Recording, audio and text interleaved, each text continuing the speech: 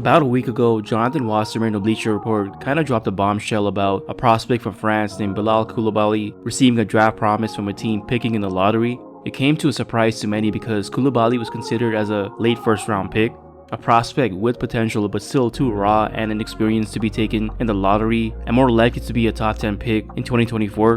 But the 18-year-old couldn't wait that long and was ready to prove his worth this year, and he did just that in the French Pro A playoffs. Although his team just got swept in the finals, Coulibaly held his own as an 18-year-old against a top 3 EuroLeague team in Monaco, a team filled with former NBA players, 7 of them in fact. He outshined even Victor Wembanyama in the semis against 3-time defending champ Asvel to help his team earn its first ever finals berth. Now, are the Magic the team that sent a promise to Coulibaly's camp? Maybe, but there's no way Jonathan Wasserman could have gotten hold of that information. What I can tell you is that Coulibaly has to have the interest in the Magic, especially how well he's performed on a relatively big stage and in hostile environments. At just 18 years of age, Bilal Coulibaly has been an instrumental piece for a team in the finals. It's something you don't see often in one of Europe's top leagues. Coulibaly's archetype is exactly what good teams covet nowadays. You don't have to look any further than this year's NBA champions, the Denver Nuggets. You need more than one versatile wing to contend these days. And that's why you shouldn't be surprised if the Magic outright select Bilal Coulibaly number 6 overall, because he seems to be getting better after every game, figuring things out on the fly in the playoffs, which is just incredible, playing in pressure-packed games against grown men. Coulibaly represents everything the Magic look for in a prospect. He's 6'7" with a reported 7'3" wingspan. In addition to that, he's a very springy athlete. He quickly gets up off the ground and skies for putbacks and lobs. He's also a fluid athlete and moves smoothly with the basketball. I think growing up playing point guard and hitting a late growth spurt has definitely contributed to his fluidity. He's received more playmaking reps with the Metro 92 senior team as the season has progressed.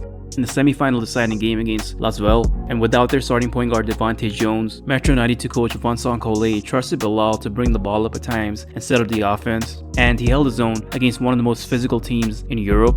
He's already an efficient, impactful two-way player in a professional league. He's made winning plays for his team in the playoffs like smart rotations, key deflections, and constant communication with his teammates on defense to his clever off-ball cuts and extra unselfish passes on offense. All of these winning plays are scalable to the NBA even as a rookie. Check this out, his team is a full 10 points better with him on the floor, doubling even Wemby's net rating. He also has a team best defensive rating as well. Coulibaly has the potential of being the best defensive player on a title-winning team. Think 2014 Kawhi, of course, before he made his incredible outlier offensive leap. In addition to his defense, Bilal's feel for the game is also impressive as he always seems to be in the right place at the right time, getting easy buckets off his off-ball cuts. He also plays with high intensity, like the French media has been raving about his competitiveness, so you won't get any Mo Bamba flashbacks here. Coulibaly crashes the boards with force. He already has some highlight-worthy putback dunks in his short career so far, like this sick one-handed putback dunk right here. Add his promising shot mechanics and his rapidly improving off-the-dribble game to all of this, and you'll have someone with just as high of a ceiling as anyone in this draft, outside of course of his 7'5" phenom teammate. The appeal of Bilal Coulibaly as a prospect is that, yeah, his game is very raw right now, but he also has so many positive traits in his game that you can see being transferable right away. Very similar to Asar Thompson, who I already made a video on, but Asar still wasn't making winning plays in a top 4 league against some tough EuroLeague level competition. One of Bilal's most transferable traits is his defense. He can be like a defensive playmaker, a term draft experts love to use, which is basically an elite point of attack defender who can also be a disruptor of passing lanes and a secondary rim protector on rotations. From the get-go in the NBA, I think Coulibaly will excel at defending the point of attack, smothering guards with his shiftiness, aggressiveness, length, and quick hands. He's great at getting steals from the perimeter to turn his defense into offense. Per synergy, he only gave up 0.59 points per possession when guarding the pick-and-roll ball handler. Could you imagine him and Jalen Suggs in the same backcourt? They would absolutely terrorize opposing backcourts. Also, Coulibaly being a 2 would allow Franz to stay in his natural role as a small forward. Off the ball, he's very active and he'll stick to his man like glue. Good luck trying to fool him into a backdoor cut like this dude tried to do right here. Coulibaly turns his hips well, allowing him to rotate on time and also navigate through screens. In transition, he closes out on shooters, and no dunk or layup is guaranteed with Coulibaly lurking. He loves chase down blocks. Coulibaly averaged 2.5 steals per game and 1.19 blocks per game at the U21 level. To put that in perspective, it's like a freshman averaging the same thing in a tough conference in the NCAA. With the combination of his rare measurements, fast processing speed on defense, and high motor, there is a foreseeable path of Bilal Coulibaly becoming an all-NBA level defender in the future. Another scalable skill of his is off-ball scoring. Again, very similar to Asar as a prospect, Coulibaly simply knows where to be on the floor to get fed off off-ball cuts, and his extreme vertical pop will allow him to be a lob threat every time, especially when cutting from the baseline. He also does well as a spot-up shooter and off the catch. Per synergy, he's shooting 37% from 3 off the catch when guarded, and both 70% off cuts and in transition. He'll be able to contribute right away on the fast break. He has extreme grab and goal potential, elite end-to-end speed for his size, converting at a near 70% clip in transition with the Mets 92 senior team. Not only does he convert well, but he also passes well in transition, posting a solid assist percentage of 22% in transition per synergy. And speaking of passing, he's not as polished of a playmaker in the half court as Asar Thompson yet, but it's hard to judge him because he split time this season with the Mets 92 senior team and his under 21 team. He is very unselfish and will look to make the right play, like making the extra pass, passing up shots for himself. With the Mets under 21 team, he was a bit more creative while also erratic as well, making plays while improvising on the fly, sometimes without any motive. But he could get away with that being so much more talented than his competition at the under 21 level. With the senior team, he was much more composed, making basic reads, even handling pick and roll duties in the playoffs, hitting backdoor cutters off the dribble, cross-court flick passes, and making plays even off of post-ups. I can envision him laying it off to Wendell like he did here in this play. And I also like the sweet pass he made against Monaco, a tough team filled with former NBA players. Look, some of these plays were few and far in between at the pro level, but he showed advanced playmaking reads off the dribble with the under 21 team. It proves that he has it in his game somewhere, creating off the dribble. It's not something completely foreign to his game. It's just up to the team that drafts him to fully unlock it.